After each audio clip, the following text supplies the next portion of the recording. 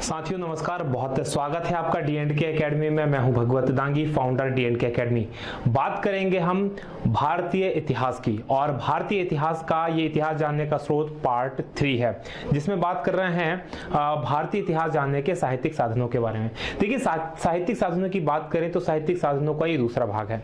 इससे पहले वाले भाग में हमने जो इतिहास जानने के ब्राह्मण साहित्य थे, यानी कि ब्राह्मणों के द्वारा जो साहित्य लिखे गए थे उनके बारे में जानकारी दे दी थी। आज बात करेंगे ब्राह्मणेतर साहित्य। ब्राह्मणेतर साहित्य मतलब धार्मिक साहित्य के अंदर, लेकिन धार्मिक लोगों के द्वारा तो लिखे गए, लेकिन ब्राह्मण जो थे उनके अलावा जो दूसरे धर्म थे उनके द्वारा जो साहित्य लिखे गए उनकी, तो उसमें ब्राह्मणेतर साहित्य में दो धर्म आते हैं जिन्होंने ये साहित्य लिखे थे।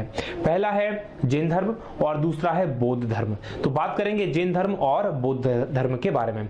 सबसे पहले बात करते हैं बौद्ध साहित्य की। तो बौद्ध साहित्य की बात करें तो बौद्ध साहित्य के अंदर तीन पिटक इसके अंदर मेनली हैं। तीन पिटक में जो पहला पिटक है वो है सुत्त पिटक, दूसरा विनय पिटक और तीसरा है अभिधम्म पिटक।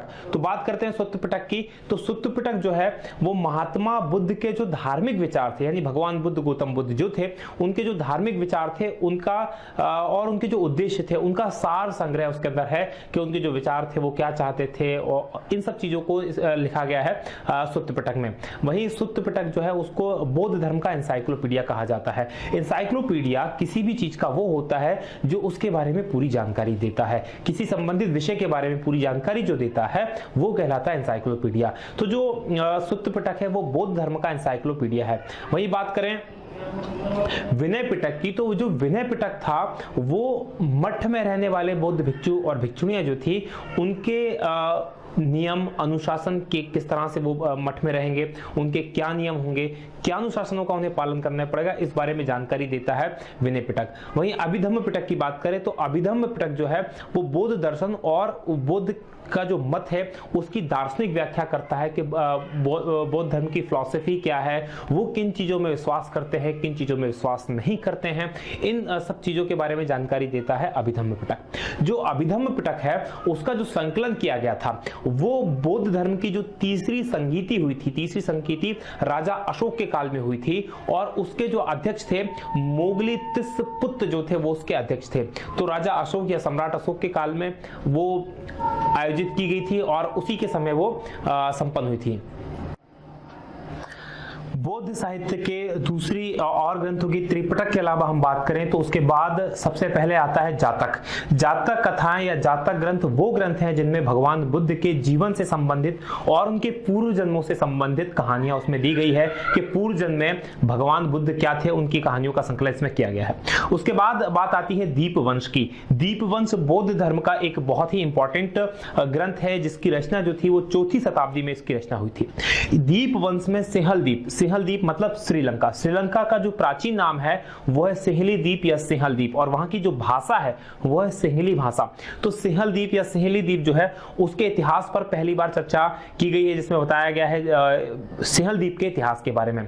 वहीं बात करें महावंश की, तो महावंश की जो रचना हुई थी वो दीपवंश के बाद 5वीं शताब्दी में हुई थी, और इस ग्रंथ के अंदर जो मगध के राजा है उनकी सूची मिलती है। मगध जो बिहार के अंदर सबसे बड़ा साम्राज्य या सबसे बड़ा महाजनपद था, मगध महाजनपद, जिसके बारे में हम आगे चर्चा करेंगे, तो उसके बारे में उसमें जो राजा थे उनकी चर्चा की गई है इसमें 5वीं शताब्दी में बने महावंश में। वही बात करते हैं महावस्तु और ललित विस्तार जो ग्रंथ है, इसमें महात्मा बुद्ध के विषय में जानकारी मिलती है, उनके जीवन के बारे में जानकारी मिलती है। ध्यान दीजिएगा, महावस्तु और ललित विस्तार। उसके बाद अंगुत्तर निकाय। अंगुत्तर निकाय बहुत इंपॉर्टेंट ग्रंथ है बौद्ध धर्म का। देखिए, अंगुत्तर निकाय जो है उसके अंदर 16 महाजनपद जो भारत के अंदर पाए जाते हैं, उन 16 महाजनपदों की प्रथम बार जो सूची मिलती है। महाजनपद क्या, जो बड़े राज्य होते हैं उन्हें महाजनपद कहते हैं। तो जो 16 बड़े राज्य थे उनकी जो जानकारी मिलती है वो अंगुत्तर निकाय में मिलती है, और ये कई बार परीक्षा में प्रश्न पूछा गया था कि महाजनपदों की जानकारी सबसे पहले कहां मिलती है। उसके बाद आर्य श्री मंजू मूलकल्प, ये एक बहुत बड़ा ग्रंथ ये रहा है। ये जो है बौद्ध दृष्टिकोण से गुप्त सम्राटों का इसके अंदर वर्णन मिलता है कि गुप्त सम्राट क्या थे, लेकिन जो देखने का तरीका है वो बौद्ध धर्म के तरीके से गुप्त सम्राटों को देखा गया है। वही बात करें मिलिंद पनो एक बहुत फेमस इसका इतिहास के बारे में जानकारी देता है, जिसमें मिनेंडर एक यूनानी राजा हुआ था और बौद्ध भिक्षु नागसेन, उनके बीच के वार्तालाप को इसमें संकलित किया गया है कि इनके बीच में क्या बात हुई थी, तो उनके जो दार्शनिक बातें हुई थी उसको संकलित किया गया है मिलिंद पन्नों में। वही बात करते हैं हीनयान जो था वो, देखिए भगवान बुद्ध के बाद जो बौद्ध धर्म था वो दो भागों में बट गया था, एक था महायान, दूसरा था हीनयान। तो हीनयान जो था उसका जो ग्रंथ था कथा वस्तु, उसमें महात्मा बुद्ध का जो जीवन चरित्र था वो अनेक कथानकों मतलब छोटी छोटी कहानियों के रूप में उसमें वर्णित किया गया था। तो ये जो एक इंपॉर्टेंट है, इसलिए आपको मैंने इसके बारे में जानकारी दी। अगली बात करें हम जैन साहित्य की, ये बौद्ध साहित्य थे। जैन साहित्य की बात करें तो जैन साहित्य के जो ग्रंथ होते हैं उन्हें आगम कहा जाता है, ठीक है। और जैन ग्रंथ के अंदर 12 आगम माने गए हैं। इनके साथ ही 12 उपांग भी हैं, 10 प्रकीर्ण हैं, 6 छंद सूत्र हैं और अतिरिक्त एक और उसके अलावा नंदी सूत्र, अनुयोग, द्वार, इस तरह के ग्रंथ भी हैं। और इसके अलावा मूल सूत्र भी इसके अंदर शामिल है। जैन जो आगम ग्रंथ हैं, जैन ग्रंथ हैं, उनकी रचना महावीर की मृत्यु के बाद, महावीर जी की जब मृत्यु हो गई उसके बाद जो श्वेतांबर संप्रदाय के आचार्य थे उनके द्वारा की गई थी। ध्यान दीजिएगा, जैन धर्म 2 भागों में बटा था, एक श्वेतांबर जो सफेद वस्त्र धारण करते थे और दूसरे दिगंबर जो वस्त्र धारण नहीं करते थे, उन्हें दिगंबर कहा जाता था। तो दिगंबर और श्वेतांबर में ये बटा हुआ था।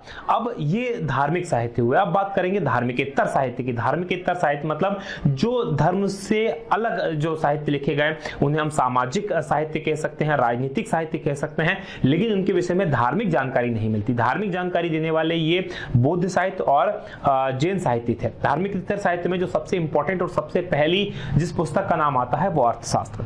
अर्थशास्त्र जो है भारत का प्रथम राजनीतिक ग्रंथ माना जाता है।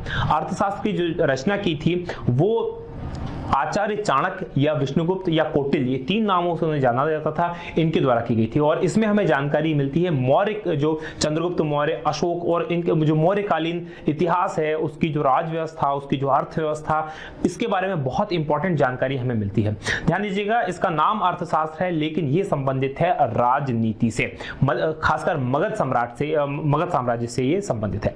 जो अर्थशास्त्र था वो उसमें 15 अधिकरण थे, मतलब 15 अध्याय थे और 180 प्रकरणों में ये बटा हुआ था। तो ये इसके बारे में इंपॉर्टेंट है। वही बात करते हैं धार्मिकेतर साहित्य में विशाखा दत्त की एक पुस्तक बहुत फेमस पुस्तक रही है, मुद्रा राक्षस। इस मुद्रा राक्षस से भी हमें मौर्य काल के बारे में ही जानकारी मिलती है। वहीं सोमदेव की एक पुस्तक रही है कथा सरित सागर, इसमें भी मौर्यकालीन इतिहास की जानकारी मिलती है। बाण भट्ट के समय में बाण भट्ट के द्वारा जो रचित है हर्षचरित, उसमें राजा हर्षवर्धन जो था उनके विषय में जानकारी मिलती थी। बाण भट्ट दरबारी कवि थे राजा हर्ष के और उनके द्वारा ये बुक लिखी गई थी। वही बात करें विक्रमांक देव चरित जो है बिल्हण कवि जो थे उनके द्वारा रचित ये रचना है, जिसमें चालुक्य जो नरेश थे विक्रमादित्य, उनके संबंध में काफी जानकारी चालुक्य नरेश के संबंध में मिलती है। उसके बाद अली अहमद का कलमबंद पंचनामा करके एक बुक है, जिसमें जो अरब थे, अरबों ने किस प्रकार सिंध राज्य पर विजय प्राप्त की उसके बारे में जानकारी मिलती है। संस्कृत साहित्य की बात करें तो संस्कृत साहित्य में जो ऐतिहासिक घटनाओं को सबसे पहला जो प्रयास किया गया था, यह जिसको भारत के सबसे ऐतिहासिक ग्रंथ माना जाता है, वो कश्मीर के कल्हण के द्वारा रचित राजतरंगिणी, और बहुत फेमस पुस्तक है, कई परीक्षाओं में पूछा गया है राजतरंगिणी के बारे में। ये पहला ऐतिहासिक ग्रंथ भी माना जाता है संस्कृत का। कल्हण द्वारा जो इसमें नाम कल्याण दिया गया है, ध्यान दीजिएगा, कल्याण नहीं है, कल्हण है। कल्हण के द्वारा जो रचित राजतरंगिणी है वो कश्मीर के इतिहास पर इसके बारे में जानकारी मिलती है। वहीं पुष्यमित्र शुंग के जो पुरोहित थे पतंजलि, उनके द्वारा एक महाभाष्य लिखा गया था, जिसमें कि शुंग वंश के इतिहास की जानकारी हमें प्राप्त होती है। चलिए बात करते हैं धार्मिकेतर साहित्य में गार्गी संहिता की। तो गार्गी संहिता जो है वो प्रथम शताब्दी में रची गई थी। इसमें भारत पर यूनानी जो आक्रमण हुआ था उसके बारे में जानकारी देता है गार्गी संहिता। उसके बाद बात करें जो कालिदास थे उनके द्वारा भी काफी इंपॉर्टेंट बुक्स की रचना की गई है, जैसे रघुवंशम जो थी वो एक इंपॉर्टेंट रचना है। वही विशाखा दत्त की देवी चंद्रगुप्तम जो है गुप्त वंश के बारे में जानकारी देती है। देखिए कालिदास जो थे वो गुप्त वंश, जो चंद्रगुप्त द्वितीय थे या विक्रमादित्य के नाम से जिन्हें जाना जाता है, उनके दरबारी कवि थे, उनके 9 रत्नों में से एक थे। और विशाखा दत्त की जो देवी चंद्रगुप्तम है वो भी जानकारी देती है गुप्त वंश के बारे में ही। वही शूद्रक की एक बहुत इंपॉर्टेंट रचना है जो मृक्षकटिकम, इसमें भी गुप्तकालीन जो सांस्कृतिक इतिहास है, सांस्कृतिक जो इतिहास है उसके बारे में जानकारी मिलती है। भाष एक जो कवि रहे हैं उनके द्वारा स्वप्न वासव दत्ता मिलती है, जिसमें वत्सराज जो उदयन थे उनके बारे में जानकारी मिलती है। वहीं कालिदास ने 4वीं शताब्दी में एक ग्रंथ रखा था जिसका नाम था मालविकाग्निमित्रम, उसमें शुंग वंश के इतिहास पर प्रकाश डाला गया है। चलिए, ये हमारे इंपॉर्टेंट विषय थे, धार्मिक ब्राह्मणेतर साहित्य जो इतिहास जानने के स्रोत थे। अगले वीडियो में बात करेंगे हम अगली चीज की। आपको यदि ये वीडियो पसंद आया तो प्लीज इसे लाइक करें, शेयर करें और कमेंट करें। साथ में ये जो बदलाव किया गया है ये आपको कैसा लग रहा है इसके बारे में भी हमें जरूर बताएं। आप देख रहे थे D&K एकेडमी, जो है नंबर 1 जीके चैनल। बहुत बहुत धन्यवाद। जय हिंद, जय भारत।